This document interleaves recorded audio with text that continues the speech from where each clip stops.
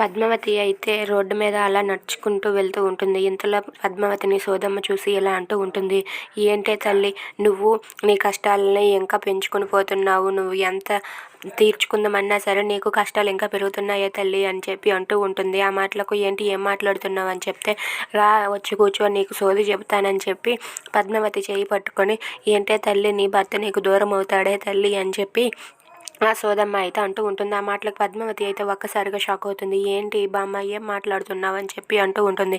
అవునే తల్లి నీకు ఇంకా కష్టాలు ఉన్నాయే తల్లి అని చెప్పి అంటూ ఉంటుంది. ఇంతలో పద్మావతి అయితే తన భర్త గురించి ఆలోచిస్తూ బాధపడుతూ ఉంటుంది. అవునే తల్లి నీ భర్త నీకు దూరం అయ్యి మీ ఇద్దరు విడిపోతారే తల్లి అని చెప్పి అంటూ ఉంటుంది. ఆ మాటలకు పద్మావతి అయితే ఒక్కసారిగా షాక్ అవుతుంది.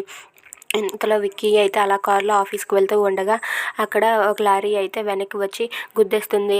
అది తెలిసిన పద్మావతి అయితే అమ్మో సోదమ్మ చెప్పింది నిజమే అని చెప్పి చాలా షాక్ అయ్యి అలా షాక్లో ఉండిపోతుంది.